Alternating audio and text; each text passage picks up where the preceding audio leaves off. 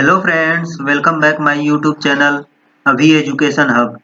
आज मैं आप लोगों को कॉकरोच के पाचन तंत्र यानी डाइजेस्टिव सिस्टम ऑफ कॉकरोच, जिसमें पाचन तंत्र तथा उससे जुड़ी जानकारी के बारे में बताऊंगा।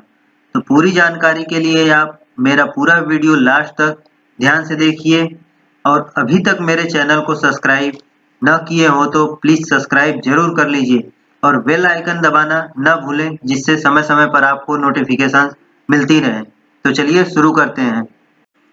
जैसे मानव में पाचन तंत्र होता है, वैसे ही कॉकरोच में भी पाचन तंत्र होता है। तो आज मैं आप सभी को कॉकरोच के पाचन तंत्र तथा उसके सभी एक एक भागों के बारे में बताऊंगा विथ डायग्राम।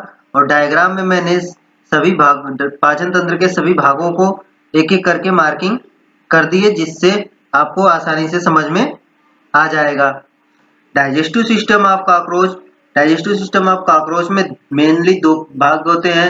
एक होता है एलिमेंट्री कैनाल और दूसरा होता है सलाइवरी ग्लैंड। एलिमेंट्री कैनाल में एलिमेंट्री कैनाल को तीन भागों में बांटा गया है। पहला है फॉरगट, जिसको स्टोमोडियम कहते हैं। सेकेंड वन है मिडगट, जिसको मेसेंट्रॉन कहते हैं। और थर्ड वन है हाइंडगट, जिसको प्रोक्टोडियम कहते हैं। फॉरगट के अंतर्गत मुख्य रूप से mouth, pharynx, oesophagus, crop, gizzard आदि आते हैं। मिडगट के अंतर्गत हेपेटिक सिक्का और स्टमक आते हैं। हाइंडगट के अंतर्गत इलियम, कोलन, रेक्टम आदि भाग आते हैं। कॉकरोच के पाचक तंत्र के अंतर्गत आहार नाल व उससे संबद्ध पाचक ग्रंथियां आती है। आहार नाल, चलिए अब आहार नाल देख लेते हैं हम। आहार नाल क्या होता है? आहार नाल एलिमेंट्री कैनाल कॉकरोच के मुख द्वार से गुदा तक फैली एक लंबी व नलिकाकार आहार नाल होती है। डायग्राम में आप लोग ये मुख गुहा से यहाँ तक गुदा तक फैली हुई जो ये नलिकाकार आकृति दिख रही है आप लोगों को, ये आहार नाल होती है यानी एलिमेंट्री कैनाल। इसकी जो लंबाई होती है वो लगभग 6 to 7 सेंटीमीटर लॉन्ग होती है। इसके बाद आती है लार ग्रंथि। लार ग्रंथि को हम सलाइवरी ग्लैंड, इंग्लिश में सलाइवरी ग्लैंड कहते हैं। सलाइवरी ग्लैंड क्रॉप के दाएं बाएं साइड में होते हैं और दो पेयर में प्रेजेंट होते हैं। सलाइवरी ग्लैंड का काम सिर्फ भोजन के साथ मिलकर के उसको सॉफ्ट बनाता है। यानी ये सलाइवरी ग्लैंड है, जो ये सलाइवरी ग्लैंड ये क्रॉप है, क्रॉप के दाएं और बाएं साइड में ये दो पेयर में पाया जाता है। एक पेयर बाएं साइड और दूसरा पेयर दाएं साइड होता है। ये दो पेयर में पाया जाता है। ग्रीन कलर का, इसे ही सलाइवरी ग्लैंड कहते हैं और इसका जो काम है वो भोजन के साथ मिलकर केवल सॉफ्ट बनाना होता है। इसके बाद आहार नाल मुख्य रूप से तीन भागों में बांटा गया है। पहला फॉरगट है, फर्स्ट वन फॉरगट। यह आहार नाल का अगला भाग होता है जो भ्रूणीय एक्टोडर्म से विकसित होता है। ये आहार नाल का जो पहला भाग, अगला भाग, ये वाला भाग होता है यहाँ से यहाँ तक का। इसको मैंने आप लोगों को एक रेड कलर की मार्किंग से दिखा रखा है। यहाँ से और यहाँ तक के पार्ट को हम फॉरगट कहते हैं। इसमें मुख्य रूप से पांच भाग आते हैं: mouth, pharynx, oesophagus, crop and gizzard. से मुख्य रूप से पांच भाग आते हैं। तो फर्स्ट वन इज माउथ। सबसे पहले हम माउथ के बारे में देख लेते हैं। माउथ क्या है? माउथ यह एक छोटी व अस्पष्ट गुहा के रूप में होती है। इसके मुंह में कई सारे पार्ट पाए जाते हैं। इसके मुंह गुहा में जो होती है, मुंह में कई सारे पार्ट पाए जाते हैं। पहला जो है वो एंटीरियर लेब्रम होता है, जिसे हम अपर लिप कहते हैं। इसके बाद पोस्टीरियर लेबियम आता है। पोस्टीरियर लेबियम सेकंड होता है, जिसे हम लोअर लिप कहते हैं। और जो एक चूहल खाने को काटता है, उस दांत को, यानी जो इसके मुंह में दांत पाया जाता है वो खाने को काटने का काम करता है, उसे हम क्या कहते हैं? लेटरल मैंडिबल कहते हैं। और फाइनली जो कैविटी होती है, जिसे हम एसेसरी जॉ का नाम देते हैं, जिसे हम एसेसरी जॉ कहते हैं, इसका नाम है मैक्सिला यानी कैविटी मैक्सिला। ये मुंह में पाए जाने वाले भाग हैं इसके। कॉकरोच के पास जुबान होती है। जुबान को हम क्या कहते हैं? हाइपोफेरिंग्स कहते हैं। क्या कहते हैं? हाइपोफेरिंग्स कहते हैं। अब फॉरगट का जो दूसरा पार्ट है वो आता है फेरिंग। फेरिंग ये माउथ के नीचे ये वाला भाग जो है, यहाँ पे देखिए फिगर में दिख रहा है, ये वाला भाग क्या है? ये फेरिंग्स है। तो pharynx dilated short narrow tube होती है। कॉकरोच में फेरिंग्स के पास टेस्ट सेंसरी होता है, ये खाने को टेस्ट करने का काम करता है। जो कॉकरोच है, कॉकरोच के पास फेरिंग्स में ही टेस्ट सेंसरी पाया जाता है, जिसकी सहायता से वो खाने को टेस्ट करता है। कॉकरोच एंटीना की मदद से खाने को सूंघता है। आप लोग देखे होंगे कॉकरोच में 2 एंटीना पाया जाता है, जिसकी मदद से वह सूंघता है। क्या करता है? एंटीने की मदद से सूंघने का काम करता है, जिसे हम कह सकते हैं इसके पास क्या है? सेंसरी पैपिले, जिसको हम सेंसरी पैपिले कहते हैं, जिसकी मदद से वो खाने को सूंघता है। अब फॉरगट का थर्ड पार्ट आता है, जिसको हम ईसोफेगस कहते हैं। फॉरगट के थर्ड पार्ट को क्या कहते हैं? ईसोफेगस। फेरिंग्स के नीचे, यानी यही फेरिंग्स के जस्ट नीचे ईसोफेगस पाया जाता है। ये वाला पार्ट देखिए, यहाँ पे डायग्राम है, इसे हम ईसोफेगस कहते हैं। यह पतली भित्ति की नलिका है जो ग्रीवा में से होती हुई वक्ष में जाकर फूल जाती है। ये ग्रीवा में से होती हुई वक्ष में देखिए धीरे धीरे सही वक्ष में आगे की तरफ गई, ये फूल गई है। और एक पतली भित्ति थैलीनुमा, पतली भित्ति की ये थैलीनुमा सदृश रचना बनाती है, जिसे क्रॉप कहते हैं। इसे ही हम क्रॉप कहते हैं। अब क्रॉप, ये क्रॉप क्या है? क्रॉप जो है फॉरगट का फोर्थ पार्ट है, जिसे हम देख लेते हैं। यह आहार नाल का सबसे बड़ा भाग होता है। क्रॉप क्या होता है? ये है क्रॉप। ये आहार नाल का सबसे बड़ा भाग होता है, जो वक्ष के साथ साथ उदर गुहा में भी तीसरे या चौथे खंड तक फैला रहता है। क्रॉप एक स्टमच की तरह काम करता है। ये क्रॉप जो है स्टमक की तरह काम करता है, जो टेम्पररी फूड यानी अस्थायी भोजन होता है उसे संग्रहित यानी स्टोर करता है। इसका शेप पेयर की तरह होता है। पीछे की ओर क्रॉप सकरा होकर गिजार्ड में खुलता है। ये पीछे की तरफ क्रॉप देखिए धीरे धीरे धीरे धीरे, एक मिनट, धीरे धीरे धीरे धीरे देखिए ये पीछे की तरफ आया हुआ है, यहाँ पे आता है तो ये सकरा हो गया और सकरा होकर के गिजार्ड में खुला हुआ है। और लास्ट पार्ट जो है फॉरगट का, वो गिजार्ड होता है। फिफ्थ पार्ट ये गिजार्ड होता है। गिजार्ड को प्रोवेंटिकुलस भी कहते हैं। गिजार्ड को क्या कहते हैं? प्रोवेंटिकुलस भी कहते हैं। यह एक छोटी सी शंक्वाकार रचना है, जो बाहर से देखने पर गांठ के समान दिखाई देती है। यहाँ पे देखिए ये छोटी सी जो शंक्वाकार रचना है, यहाँ पे इसको अगर बाहर से देखेंगे तो बिल्कुल गांठ की तरह दिखाई देता है। इसे ही हम गिजार्ड कहते हैं। क्रॉप में संग्रहित भोजन धीरे धीरे गिजार्ड से पास होता है। क्रॉप में जो संग्रहित भोजन होता है वो धीरे धीरे ये गिजार्ड से ही पास होता है। क्रॉप में गिजार्ड से ही पास होता है। इसमें 6 मजबूत क्यूटिकली दांत होते हैं। कितने होते हैं? 6 मजबूत क्यूटिकली दांत होते हैं, जो भोजन को पीसने का काम करते हैं। और सीटी व रोम मिलकर एक प्रकार की छलनी बनाते हैं, जिसमें से पीसा हुआ भोजन छनकर आहार नाल में आगे की तरफ बढ़ता है।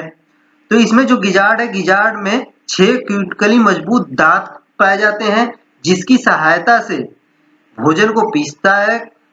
भोजन इसमें पिसा जाता है और इसी के अंदर सीटी व रोम से मिलकर एक प्रकार की छलनी बनी होती है, जिसमें से पीसा हुआ भोजन छन करके आहार नाल में आगे की तरफ बढ़ता है।